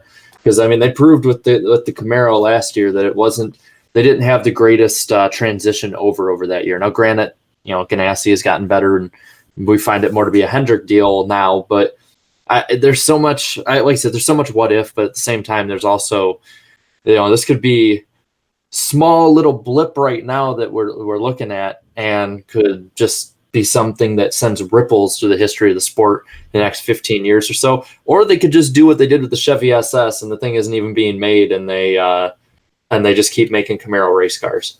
Or they might just leave, like Eric was saying. That'd be insane. That would be insane. I mean, I doubt it, but they could. I'm just saying they could. I feel like if any of the three manufacturers were to leave today, it would be Chevy. That's my point. I feel like they're furthest behind. Which is crazy because of how Ford used to be until about 2 or 3 years ago. Yeah. It's until Penske basically jumped on with Ford in 2013, it's man, the Fords are really falling off, and then we just figured it was just a Roush deal. Yeah. Mm-hmm. I don't know. We'll see. Yeah. Let's see real quick. You want me just to go through a little bit of a lightning deal really quick? Lightning round? There's not too much. Okay, so Austin Hill will be running for Hattori Racing in the Xfinity Series at Daytona this July. A few of us in here knew that already. Yeah, and then moving on from that one. Cup cars will be having practice and qualifying on Saturday, and the cars will be impounded, which means that the official lineup will not be in place until after they go through inspection on Sunday. And then if they don't go through the first time, their times are disallowed. Alex Bowman ran the final 26 laps at Sonoma without power steering. What a will man. Good job, man, right there. Buff boy. We won't go too... He's gonna have those Popeye arms. So then also we're not gonna go too in depth with this because we went extremely in depth with it last week. But DW had his final call. Thank you, DW. Was a fun ride. And then Corbin Forrester says that apparently All Out Motorsports is not shutting down, and it's crazy because all these people, especially on Reddit, that are saying they want more teams are now upset that this team is still around. It's just amazing. It's amazing. Clown world. Hypocrites. There you go. That's your lightning round this week. I guess we can just really go into one of the big and uglier stories that NASCAR had this week. Anyone else see their little Photoshop that they had on Instagram? So I'll be honest, I have missed this one. All right. So what they did is they Photoshopped a bunch of NASCAR race cars going down a grid on the Golden Gate Bridge.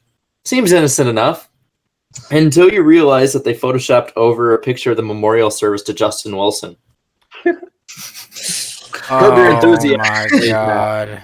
Are you like whoever's running that in NASCAR's marketing department should be effing fired? I swear. Like, are you that foolish? Are you that stupid? Did you not think that any IndyCar fan would not notice that? And then when the IndyCar fans brought it up, I mean, it was so obvious how bad the Photoshop was. So take this L, man. I think I have two theories here. One is that the person didn't know and now feels like complete and utter trash.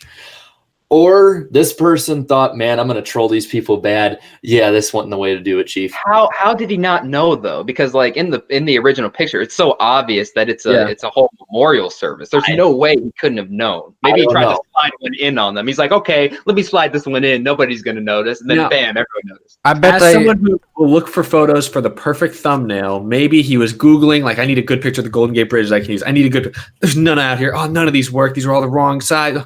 And maybe that was literally the only option he had. Maybe. He tried to take the risk, but then he failed.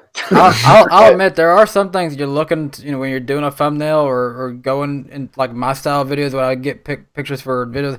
There's some stuff you're like, I can only find something like blurry. I can't really use this. But yeah, I mean, I don't know. I'm sure they felt as bad as Jarrett did a year ago when he saw Chase Elliott's throwback.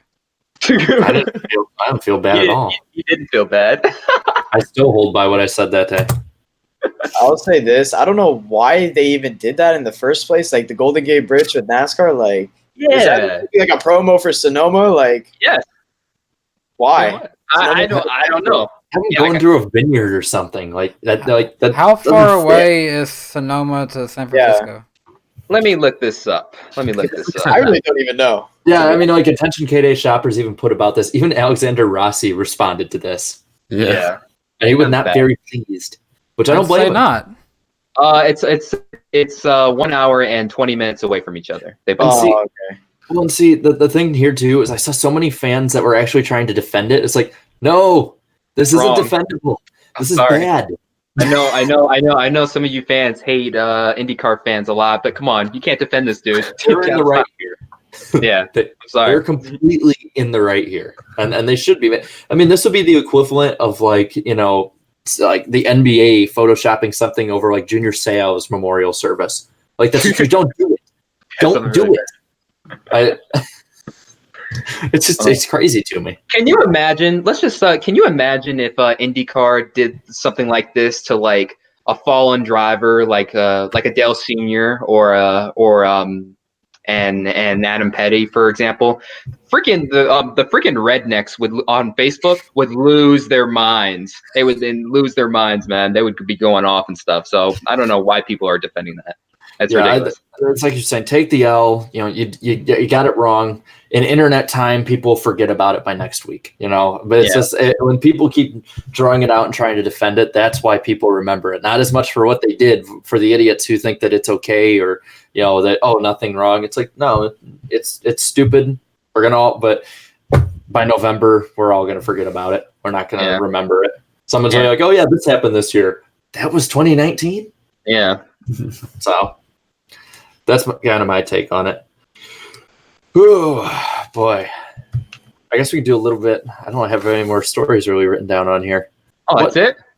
There weren't actually too many, but there is a lot we can look at, though, when it comes to NBC, I guess, and Chicagoland this weekend. Because there's a lot up in the air. I guess one thing I do want to ask, going back to the Truck Series really quick, is Can everyone finally be on the consensus here? Natalie Decker needs to be back down in ARCA for another year or two. Like at this point, I'm actually like concerned for her well-being because like the amount of times you can only crash so many times before you get hurt. So since we're talking about this, let me just say, I mean, in the original video from last year, I had pointed out like, okay, she needs to be in ARCA or the K&N series for an upwards of 2 to 3 years, and then she can like move up. But she opted for an easy payday, and honestly, I guess in some way, in a weird way, I don't really blame her. I mean, if you want to move up and stuff and make that bread, then hey, that's fine. But if you start to underperform, then don't be surprised when some fans jump at you. Just to point this out, her stats in 9 starts this season, she has wrecked.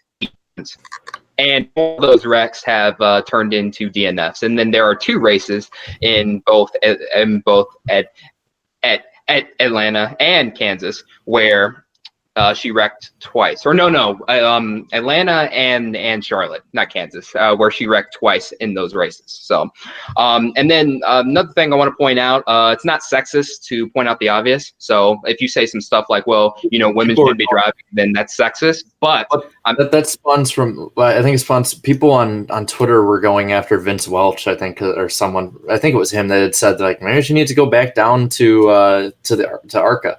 He does. That's obvious. I mean, I have to point out the obvious. I mean, it doesn't matter if she's male or female. I mean, if she's not doing good, then. And the thing is, she's not like when you look at her on like local circuits, she's not a bad driver. Like she won a lot on a lot of local series. Right. It's just that NASCAR is such a different beast. Whether it's now K&N, ARCA, Trucks, Xfinity, or Cup, it's completely different, and the level of competition goes up, and so you need to hone in those skills. I feel bad for her at this point. Like I know it became a meme for a while, but at this point it's like, man, this girl needs to. If she hasn't hit a wall, we're saying it's a good race. There's nothing wrong with admitting you need more time in a lower series, or even just going down to a lower series if it's better for you. I mean, I think of drivers like. Could think of Johnny Sauter. The entire time he's been running in the Truck Series. If he was up in the Cup Series, would he have been running this good? Don't know, but it's what's best for him. And in this case, it may be best for Decker to go back and spend some more time in the lower series until she's ready. I also want to point out, I'm aware that DJR is not equal to KBM. I don't know why. That's a general misconception. I think most fans are aware of that. It has nothing to do with equipment. I mean, she's just becoming a major liability at this point. She could be, racing for KBM or Nice Motorsports, but she'd still be wrecking. Like, it doesn't matter what equipment you're running in. If you're wrecking the trucks, then I don't know. I think you should go down. Yeah, I think what bothers me is, like, I tweeted the other night after she wrecked at a Gateway this weekend. I said that I felt bad for her. And a lot of people are like, I don't feel bad for her. Nope. Big shots on the internet. I don't feel bad for her at all. And the problem is, you look at the wreck, Saturday night, she looked injured. We've heard her on the radio. We've heard her in interviews. She is completely overwhelmed. And, I understand it's the concept. It's like, oh, she's getting paid, so I ain't going to feel bad. You aren't going to feel bad for someone, NBA players upset about something. Oh, but he makes $20 million a year. I can't feel bad for him. I still feel bad because that money's going to dry up for Natalie Decker at some point. Mm-hmm. She stays at this rate. I mean, the money she's making this year is not going to set her for life. I mean, that's just the way it is. Yeah. And the rate she's going, she's not going to have a ride next year or the year after. And so I do feel bad for her in that sense, because I do think, obviously, she should have stayed in ARCA for a couple of years. Even in ARCA last year, we knew she wasn't ready for a Truck Series ride. Everybody knew it. We knew when she made the jump, it was gonna go poorly. I didn't expect this many wrecks. I expected a few and just a lot of 25th place finishes. I did not expect this many wrecks. So it's gone worse than expected. I think it's probably gone worse than she expected. She didn't expect to win races this year. She didn't expect top tens. But I think it has been worse than anticipated. And it's just a shame. The reason I feel bad for her is because if she'd stayed in ARCA for 2 or 3 more years, she had real potential, probably not to ever be like a NASCAR Cup or Xfinity champion, but she was someone who I thought eventually could step into an Xfinity or truck ride and make something happen from time to time. Like, she had a real career ahead of herself, but I'm afraid she's rushed herself in, and now with all these wrecks, she's going to burn out. Fans are now starting to know who she is, and not for good reasons, and that's going to scare away sponsors eventually. That's going to scare away, obviously, support. She gets, she doesn't get the same support that Hailie Deegan gets, for example, which you got to compare them for obvious reasons. So that's why I feel bad for her, and I think obviously she just should be an ARCA, and the fact she's wrecking all these trucks just shows that. But it's I don't think it's inhuman to not feel bad for someone like this. I feel bad when I see someone's career basically explode on them. When I'm looking at Natalie Decker today, I can't help but just see her the same way that I've seen Gray Gaulding like throughout his career, because when Gray had just started in the K&N series, I thought it was pretty cool. He had Krispy Kreme as a sponsor. It's like, that's a unique sponsor. You don't see that all the time. And then he was doing good, and I was like actually kind of interested and wanted to see him do good.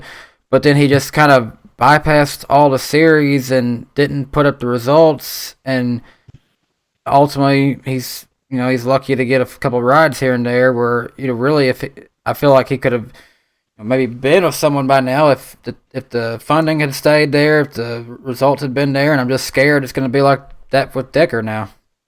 I mean, it's one thing if she's decent, but right now I'm looking at that 54 truck as a wasted ride. Like, there's so many other worthy prospects who have rightfully paid their dues, moving up the ranks the right way, who aren't getting that opportunity.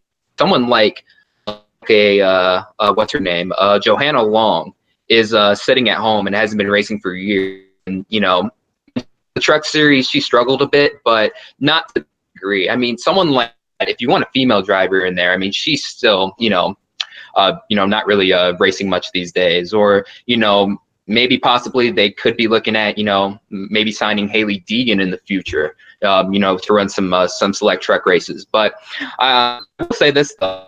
I think they can live with it, because she is bringing in a lot of money, and that is definitely helping out the team as a whole. So, I mean, again, guaranteed sponsorship is hard to come by these days, and that N29 Capital Partners money is definitely rolling through that team.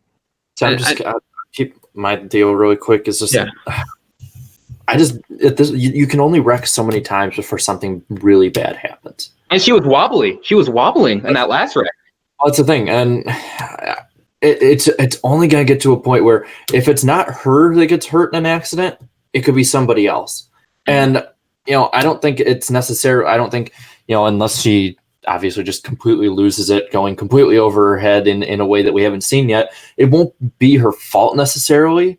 But I think that it will be the fault of the people that are managing everything around her. I think the people that have managed her career have done a completely awful job at it. I think that she has that sponsorship money, and I think she had more time that they could have bought with her in a lower series, and they didn't.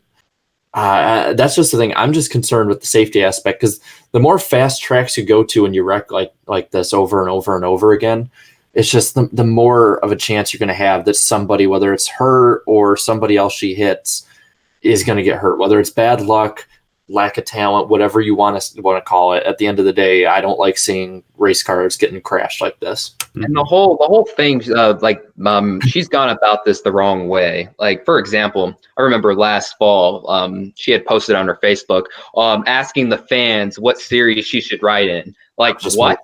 Honestly, in passing, I don't think she posted. That had to have been a PR person who did that. No, her family. No, and I was just about to make this point. I think her family is like pretty much influenced her. Like, hey, you got to move up. The money's here, and stuff. Let's move up and make some money up here, running in the truck series.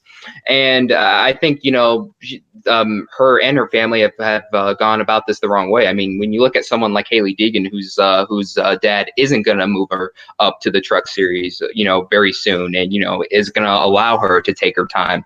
That says a lot. It says where the two families' mindsets are at. One is thinking about money. The other is thinking about long-term success. Now, I think the argument that we've heard from people, drivers and other people associated with the sport is, if you're going to ever be good in the truck series, you got to get experience in the truck series. I know that's an argument I've heard. So it's like, well, you got to put her in a truck. And I know she's wrecking, but this is the best experience she can get. I think that's a fair argument. That's fine. But I don't know. I still, if there's a point where it just gets to the point where you're clearly overmatched. I think a few more years in ARCA would have done wonders for her. I think my problem with Natalie Decker is, it's not. I want women drivers to be great in NASCAR. I think there are a couple, obviously, like Hailie Deegan down the pipeline that really could be great. But the problem is so many sponsors and teams are so desperate to find that one now. Like Danica Patrick was not a stock car driver. And so she struggled, but kept a really good ride for many years. And I think with her, her struggles caused a large portion of the fan base to build up a lot of resentment. People knew she was only there because she was a woman. And I think Natalie Decker is another driver who didn't pay her dues and has been rushed into good equipment. And I think a lot of NASCAR fans, again, are continuing that Danica resentment. Here's another woman driver who has not paid her dues and is wrecking constantly. And it worries me because when we do get a driver like Hailie Deegan, who will be on the national scene in the next couple of years, I don't want there to be this lasting resentment because of what Decker or what Danica Patrick have done. I want people to look at every new woman driver, male or female, obviously, but I just want everyone to look at every driver the exact same and give them their own fair shake. And unfortunately, and it's not all Decker or Danica's fault, it's also the people around them, it's just the fact that the teams and the sponsors are so desperate to get a woman driver in NASCAR now, they're rushing people and they're grabbing people, they're taking people and putting them in these rides that just aren't ready. And it's the same problem NASCAR's had where they last year they hyped up Alex Bowman and William Byron and Eric Jones as the next big thing, and then they didn't do anything all year long. But NASCAR was desperate for the next Jeff Gordon, so they're going to hype up everyone. That's what these sponsors are doing too. They're desperate for the next superstar racer that could be a woman, and they're going to hype up Danica, who wasn't a stock car racer. They're going to hype up Decker, who just isn't ready. And unfortunately, I'm just worried that the stigma that it's going to create around a lot of NASCAR fans is going to hurt drivers, obviously Decker and Danica, but going down the line, Hailie Deegan and more. So that's my biggest issue with this. That's why I wish they wouldn't continue to put drivers like Natalie Decker on the front and center if they're not really ready, because it's just going to continue to divide and deepen this issue. I don't know. Yeah, it's been the spray and pray of marketing. Yeah, pretty much. And also what makes it worse is the fan base too, because if you point out the obvious, you're labeled sexist, you're ignorant. It's crazy. That's the biggest problem with I think we've talked about before with social media on any of these issues, is just the worst of the worst on whatever side you look at are just going to come out and basically define what the argument is. You're either going to have people calling you sexist, or you're actually going to have actual sexist people talking about it. Or then there's the 95%, like all of us in the middle, who are like, listen, like objectively, she's a terrible truck driver right now. She needs to be moved down. She needs experience in lower series first. I mean, she didn't set the world on fire to get here. She wasn't even really noticeable in ARCA before this. She just, I don't know. I do feel bad for her. And I feel bad for when she crashes. I feel bad for her because behind the scenes it's got to be awful. What she shows in front of the camera is probably like 10%, and pardon my pun, the tip of the iceberg from what there actually is behind the scenes on it. Well, I'll definitely say this: all of her wrecks, like, they've been pretty hard. I'd say though, probably obviously one that wasn't really a wreck, was just like an engine blown, was at Daytona. But as she hit Gateway driver's side first, that's probably the worst impact you could have as a driver. And my fear is, when she goes to Dega, is she even racing at Dega? Or because the next super speedway for the truck series is at Dega. If she has an impact down the backstretch, like just gets hooked and straight in there, it's gonna it's gonna be another one of those bad impacts. And who knows how many more wrecks she has up her sleeves for the rest of the season. But I mean, yeah, there could be that turnaround. She could obviously get better, but right now the trend is that she's wrecking all the time, and it's just obviously, once again, a matter of time before she gets a concussion, or she's going to be out for a couple seasons if she keeps hitting like this. Mm-hmm. All right. Mm-hmm. I guess really quick before we go to the Chicagoland stuff, this definitely is in your field of expertise, IDK. So tell us a little bit about this weekend with Daytona, or not this weekend, the next weekend with Daytona, and the Heat 3 announcement on July 6th. Okay, so NASCAR Heat 4. Sorry, Heat 4's cover reveal will be it will be at the Daytona Fan Zone from 3:15 to 3:30. All we know right now is going to be a cover reveal. We don't know anything about gameplay or about a trailer right now. 704 has been seriously hush right now on that stuff. So all we know right now is that there's going to be a cover reveal and there's going to be drivers there. So most likely it's going to be the drivers of the cover for NASCAR E4, kind of like what they did last year with NASCAR E3 when they brought the Hendrick guys out there to show the cover. And that's probably how it's going to be again. So it's going to be with, I don't know which fan zone. I just know it's going to be one of the fan zones located around the track. And it's going to be from 3:15 to 3:30. But there is a chance we could possibly get a trailer, maybe some gameplay. We don't know. But all we know is for a fact we will see a new, the cover reveal for NASCAR 4 and who is on the cover. Kyle Busch is going to be on the cover again. Or no. He already was. Yeah, I'd say, has Truex ever been on the cover? No, right? No, but I don't think it's going to be just one driver because last year with Hendrick, I feel like we might see like a collab of drivers like we kind of used to see with some of the EA days where we saw, let's see. NASCAR 06. Yeah, NASCAR 06. Chase for the Cup, I think was just that was just Harvick. It was Harvick. And then there were some other cars in the background that were like trucks, Xfinity and all that. If that's the case, then I'd say maybe, I don't know, maybe the Stewart-Haas guys possibly. Maybe change it up. Or Penske. That's another one too. That's cool. Penske would make a lot of sense. Yeah, certainly not going to have Bubba on the cover right now, but but we don't know yet. We don't know who it's going to be right now. It's just speculation. We just know that drivers will be at the fan zone, but most likely the drivers at the fan zone will most likely be on the cover, like they did last year for E3. Watch it be some random driver, like some Truck Series driver or something like that. Watch it be some random. Brett Moffitt. Yeah, get Brett Moffitt on the cover. Morgan Shepherd. Hey, there you go. That would sell so many copies. Yes, include the Bible with it, of course. Yeah, Every copy get the free Bible. It'd be the only video game they'd sell at church. Yeah. Damon for Jesus. Yep. Real quick here before we move on to something else, just go ahead and say there was two more super chats came in while we was talking. One from our buddy Slap Shoes. Appreciate it so much, man. $2. Bristol is heckin' wild. 360 degrees of madness. You know it. We're all gonna be there for the excitement of it this year. And then Carl Singleton again. Carl Singleton, you've been doing awesome. Thank you so much for everything you've done for me tonight. $2. Also, Natalie Decker has never won a race. Yep. Yeah. Never done it. Well, in the local. Well, okay, but not in the major one. So. Yeah, of course. Mm-hmm. All right. I guess that just leaves Chicagoland preview. Yep. Let's do it. Are we getting into picks right away? Really quick. I guess I could just run through really quick. So I'll check on my phone really quick one more time. But based on what I've seen so far, it looks like we're gonna have pretty good weather throughout the weekend. There's 4 races going on at Chicagoland this weekend. So tomorrow there's the ARCA race. Then on Friday night there is the Truck, Xfinity on Saturday, and of course the Cup on Sunday.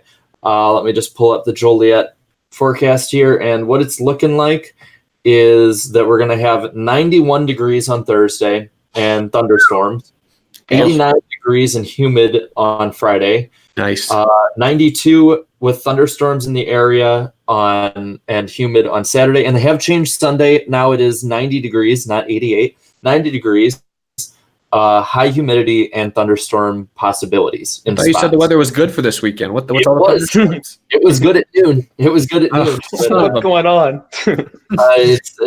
Well, hey, here's the thing. It was the exact same last year. It started raining 10 minutes after the checkered went. But theory.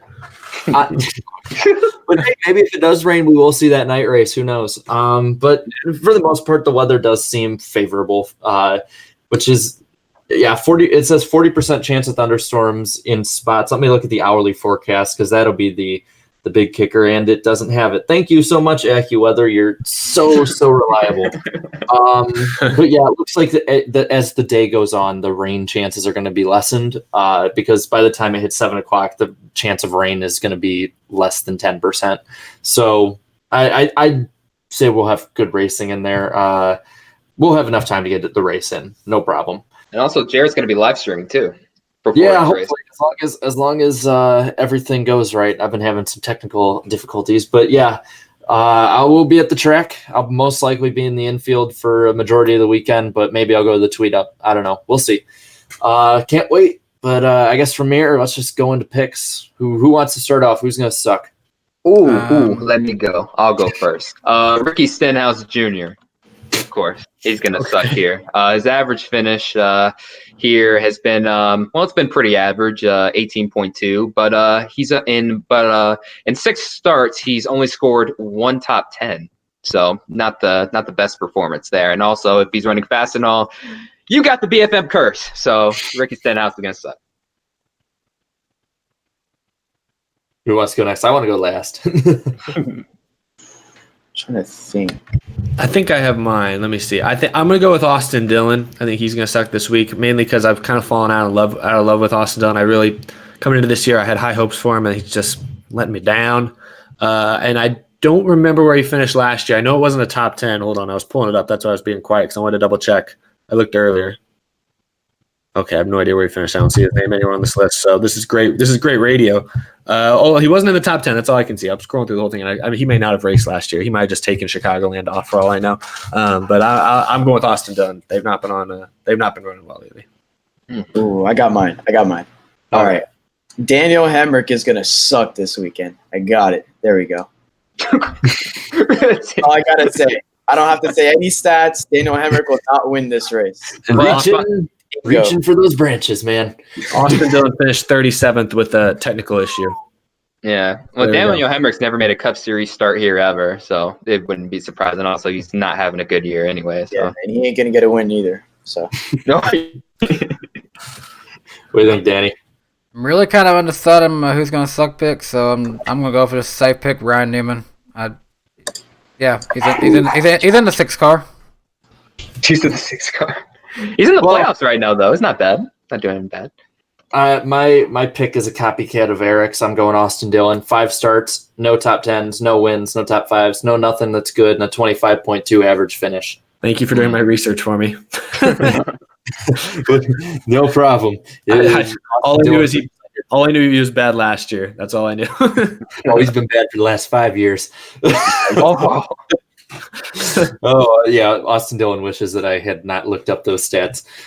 Dark horse picks. These are more positive. Who's going to be a dark horse? I'm going to go with the 41 of Daniel Suarez, average finish of 11.5, and also an average start of 11.5. So he starts well and he finishes well. So Daniel Hemrick. Or no, I'm sorry, Daniel Suarez. Daniel Suarez. Sorry, excuse me, not Hemrick. Hell no. I'll go with Eric Jones this week. I haven't picked him as an underdog in quite a long time, so I'm going with Eric Jones. He ran 6th here last year.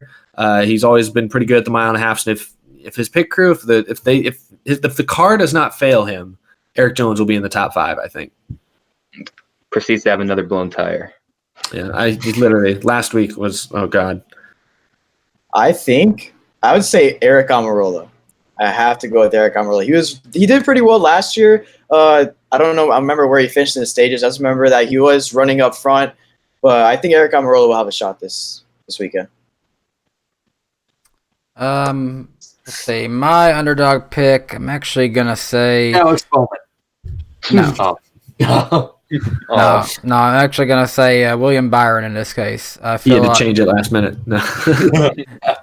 No. No. William Byron's my underdog pick for this week. They've been kind of they've been having some good runs this season, and it's kind of been like every now and again they've run good. There's been a lot of times when they've been running up front, just couldn't put the finish together, and I don't know. I feel like it could be a good weekend for them. Mm-hmm. Well, my dark horse pick is people might be a little surprised, but this guy has no wins here, but 2 top 5s and 8 top 10s, and a 13.7 average finish. I think that the teammate of a few of your guys' picks, Clint Boyer, is going to be the dark horse this week. Watch out. He might not get the win, but I think he'll be top 5, top 10 around that area. So watch out for Clint Boyer. And now what you've all been waiting for. Who's going to win? I'm going with the 2 of Brad Keselowski. With this package, he has been pretty on the 1.5 miles, and in 10 starts at Chicagoland, he has 2 wins, 4 top 5s, 8 top 10s, and a very good average finish of 9.2. Brad Keselowski. That is pretty good. For my win pick, I think honestly, if you're going to go with anyone who's not a Gibbs or a Penske guy, I think you're really going out on a limb. I'm going with Joe Gibbs. I'll go with Denny Hamlin. He won Texas earlier this year, which I think is a similar track. I know Texas is more of a one-groove racetrack. Chicagoland's a little more spread out, but they're both smooth, relatively smooth 1.5-mile tracks. I think that'll play into his favor. Denny Hamlin, didn't talk about him that much in the Sonoma race. I think he ended up finishing 5th, I want to say, but he was one of the few guys who could really pass consistently in that race. He came from 20th or something up to 5th on that final run, which at that, with how hard it was to pass and how spread out people were, that was really remarkable. So I think Hamlin's riding some good momentum. I think Denny wins. Okay. So there's like 4 drivers. I wouldn't like, it's kind of close with 4 drivers, but obviously you have to pick one. But I seriously think Larson will finally get it done this weekend. I mean, yeah, it's not a Gibbs guy, it's not a Penske guy, but like I really think Kyle Larson can get it done this weekend. He did well last year, and I seriously think he'll get the high groove like done with this track. But another driver that I feel like probably would also have a good chance is Harvick, because Harvick's kind of he's been up there consistently, but he hasn't gotten the win yet. And obviously another driver I obviously think have another good chance of winning is obviously Kyle Busch and obviously Martin Truex Jr. But I really think Larson will get it done. That'd be fun. As for me, a guy who I still have no clue how he hasn't won this season, Kevin Harvick. It's about freaking time. See, my pick, and I know a lot of people have pointed out that it probably won't be this guy because of the reason I'm going to give. Dude's never won back-to-back races. He's won twice at Chicagoland in back-to-back years, 3 top 5s, 5 top 10s, and a 13 average finish. I think Truex gets it done. I think he's starting to get his groove again, starting to get up there. I think that he, at this point of the season right now, and again, a lot can change, is the only one who can definitively go man-to-man against Kyle Busch when it comes to wins. So Truex, I think that, and especially the way that we're looking at this race playing out with it being really hot, the racing is probably going to be boring, and Truex never wins exciting races. So Truex is the obvious pick here.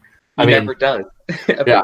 He's going to win by 12 seconds. The next closest car is going to be a lap down.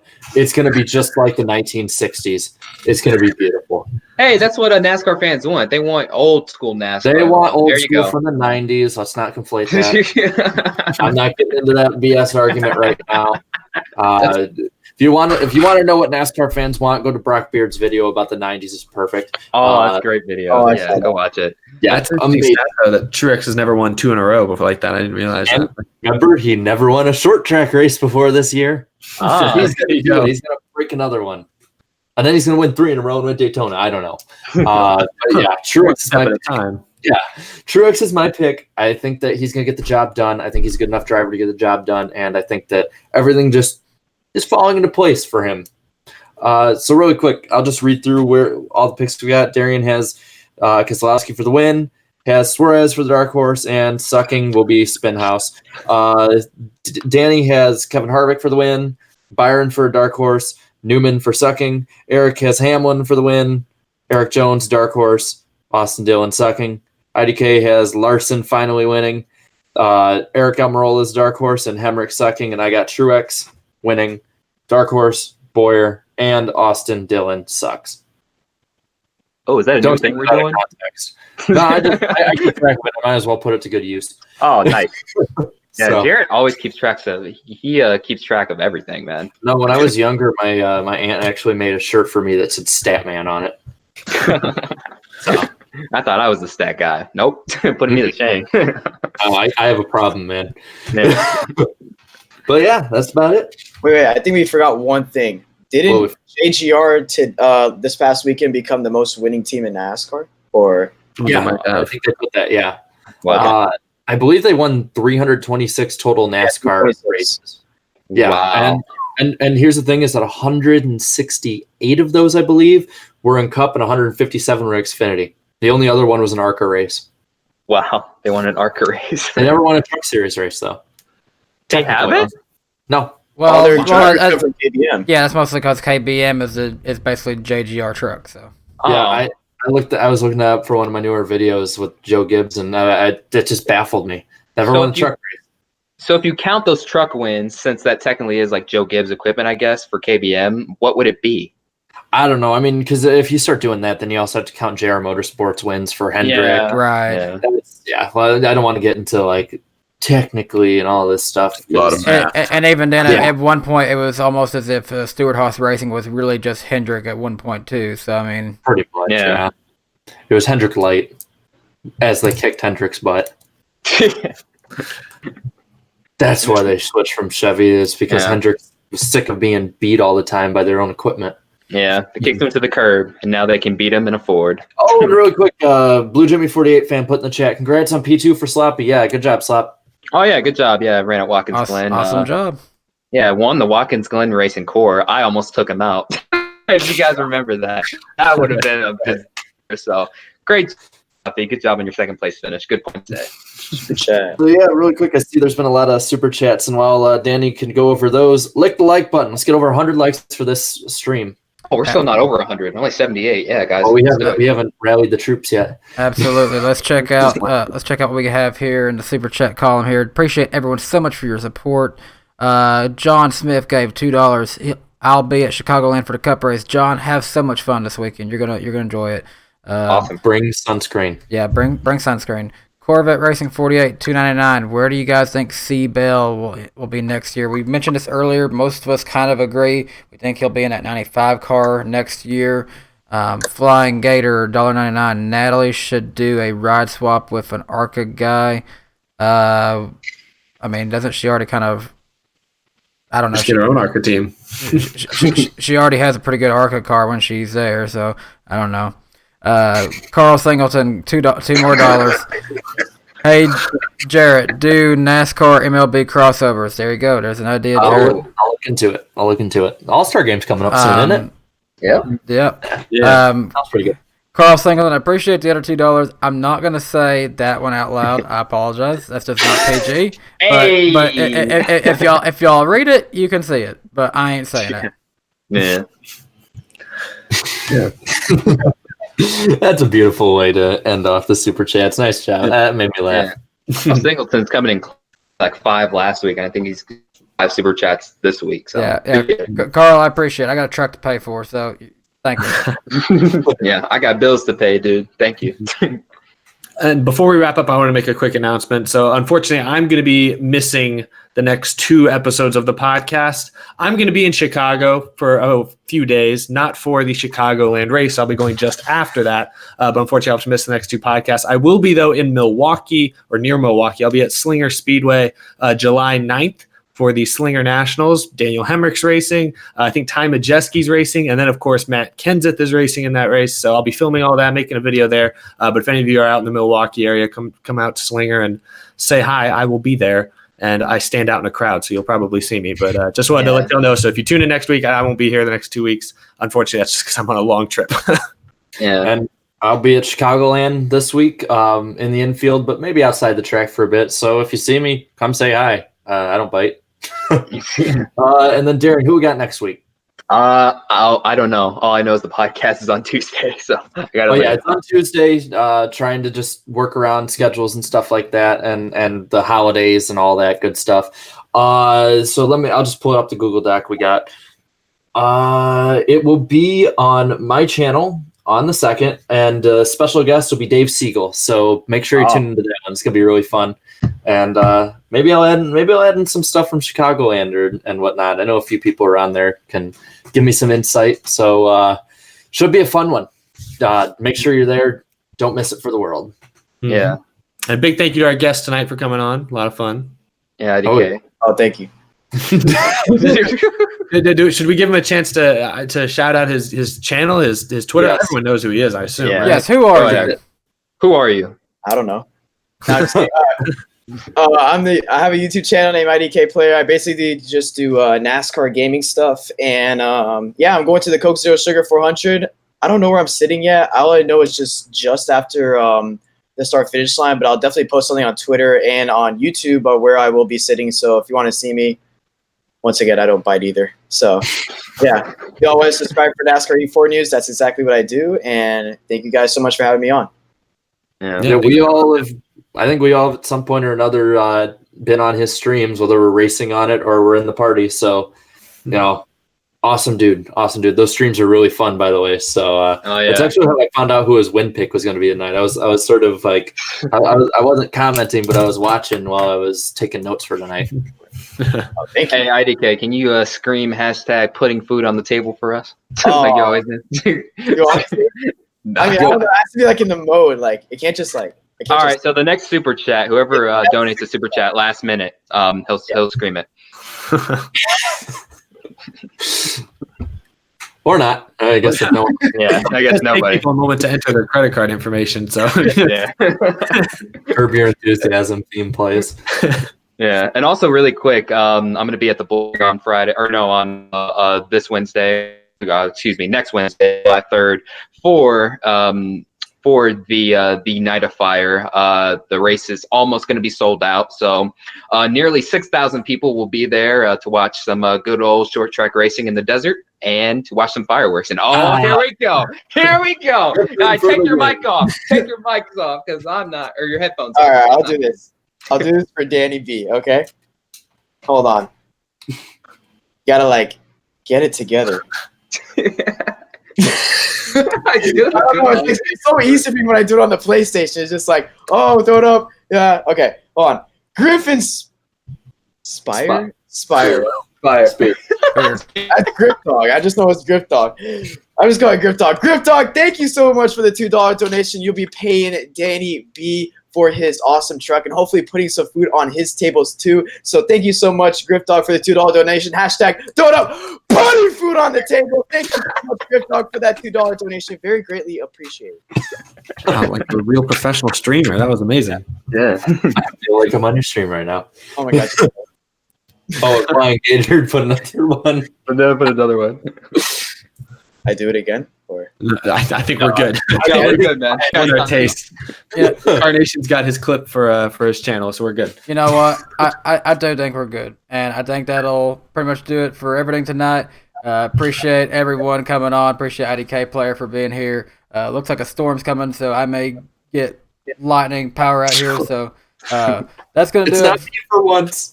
Yeah, I know. It's actually not Jared. It's me this time who's got a storm coming, it looks like. So, yeah, that's going to do it for us. And, yeah, appreciate everyone for the Super Chats tonight. You're putting food on Danny B's table. And, It was all right. I've tried. This is Danny B. Hit like, subscribe, comment below, meme review, and we are out.